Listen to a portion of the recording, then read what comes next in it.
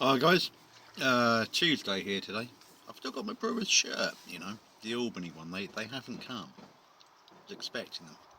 Anyway, this video, kind of John Edmonton's latest video, kind of reminded me to do this one. And also, if you're liking these, please, and you find them helpful, please do like and subscribe, because it helps me know if I'm doing the right thing or not.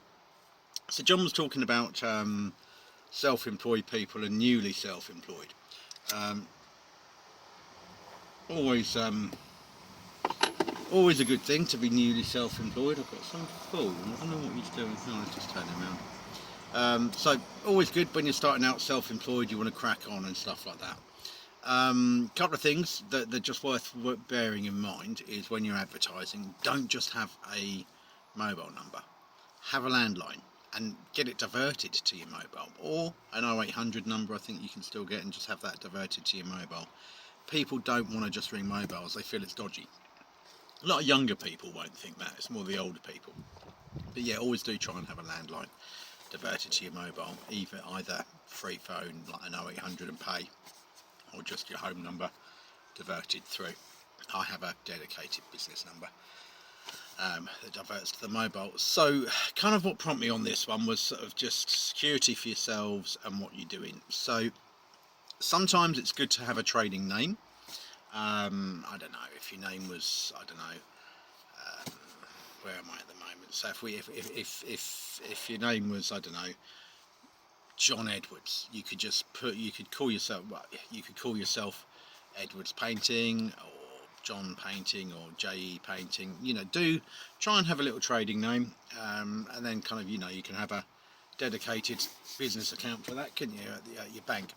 The other one is where you're trading from, your address. So over the years, and when I first started out as self-employed, I did actually, certainly the first few adverts I put out, I stupidly put my home address on.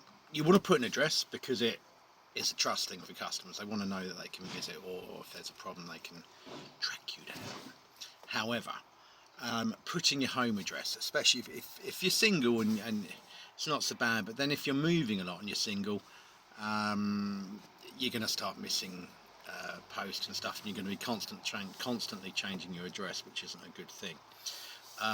If you've got a family, do you really want to have that difficult customer turning up at your house, or someone who wanted a quote and kind of knocks on your door, or I mean, it doesn't have to be a bad customer. It could be someone who's quite nice and turns up wanting to, oh, hello there, just wondered, can I pick up the colour chart now? And you'll get that. You will get people bothering you at home. They'll even expect to come in. And I've had various issues trading from a home address. First one is obviously when you move, your old address is on there and it's difficult for your post. The other one is you get just people do turn up and they have all sorts of reasons for doing so. Lately I haven't had that, because I'll explain why I don't, but like I say, if there was that job, I think I mentioned that one where I turned up and he was going on about the invoicing. Now I walked, simple as that. Now, would he have turned up at my home address? Potentially yes.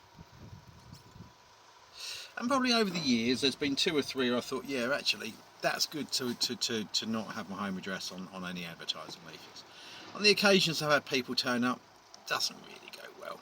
You don't really want it either. You just don't want to be bothered at home, especially when you've got a family. So what I do, and you can do the same, I pay about £30 a month for a business mailbox address. So, and of course, with all the tech we've got, we don't actually need an office, do we now? I can pretty much run things off a laptop and a small printer. So you don't really need a mailbox, do you? Sorry, you don't really need an office. So, but you need somewhere just to trade from. So it might be a customer wants to send you a cheque. That does still sometimes happen. Might be that you want to register your Screwfix, Toolstation, whatever account, and you want to just do that separately so you're not getting lots of junk through your door. Yeah, there's all sorts of, your trade journals you might want to have sent there, all of that sort of thing. So And then also, when a customer's looking at your advertising, they want to see an address. They want to see that. Now, what I do, pay about £30 a month, I think, for mine. But I mean, you'll pay, depending what area you are, you'll pay anything between sort of 20 and 50 a month for business mailbox. And what that gives you, you'll get a little pigeonhole maybe, or you'll get whatever, or there'll be just like an office where you've got like a proper little sort of open box. One I use, they just have a little pigeonhole, they put it in. Very little goes to my mailbox address now. It seems to be a couple of older customers who simply still like to write letters, asking me to quote. Trade journals, that's about it really. So it's actually not too bad. But it saves all the hassle. And if you're moving, obviously you haven't got to worry about changing your address. And if you've got a nightmare customer, you haven't got to worry about them turning up. When you're newly self-employed, you're trying to save money, but that, I think, is probably an essential thing. Have a separate mailbox, separate address, because otherwise people will turn up. Or you'll get prospective employees turn up, or even current employees turn up. Do you really want that at your home address? No, you don't. So yeah, that will work really well for you. Do have that business mailbox address. Stops a lot of drama, stops a lot of chaos, and just kind of looks professional, is more professional, and it's just going to be better for everybody really. I'm just checking out someone else's thing. I don't know what he's doing. There you go. But yeah, do have that business mailbox address. Try and keep that separation going. And just little, you can just check your. The one I'm at, I can actually ring up and say, "Hi, there is there any post?"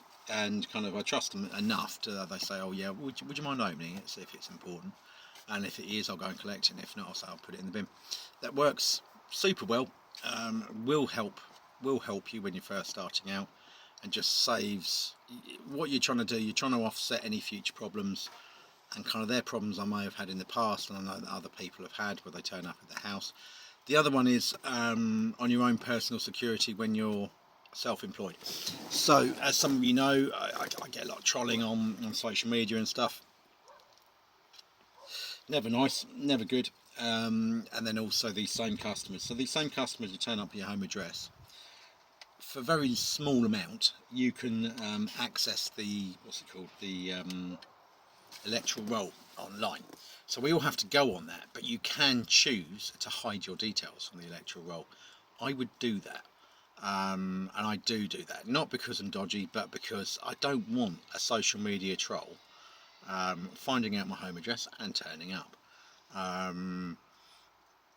Yeah, so it's just, it gives you that extra oomph of security, if you like, just hiding your name off the electoral roll. Not dodgy, it just stops any silliness. And the way Facebook's going and social media is going with the trolling, I think it's a jolly good idea to not be on the electoral roll, to be honest with you.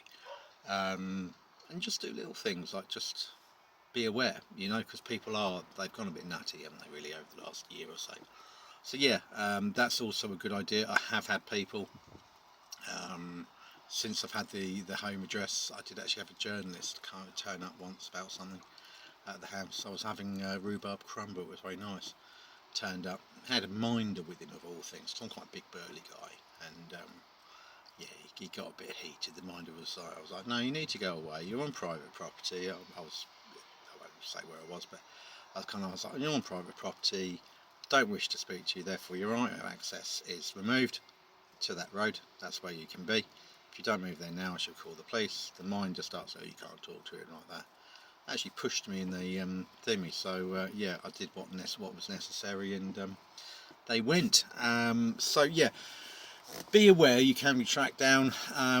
You'll get extreme nutters who will take down your number plate, and then they'll message you saying, oh, I've got your number plate, I will track you down. And I know a lad, and I'll tell a separate story about him actually, because I think that's a good one to say, and it will certainly suit John Ebrington.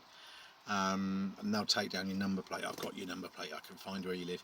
They can't, and they've got to go through the DVLA or the police or something, and you're just getting into kind of extreme territory. And if that does actually happen, then you can really kick off about it. But I think really just those couple of simple things: landline diverted to your mobile, have a separate business address at a business mailbox, and use Google. We've all got phones, we've all got the internet now. It's very simple.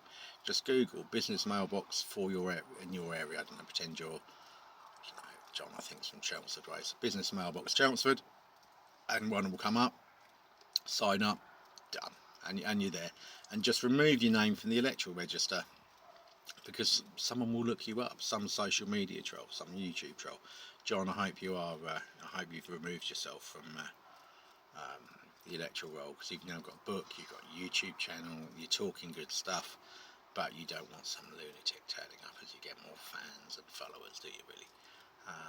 Even if it's just to get your book signed, you don't want it, John. You don't want it, son.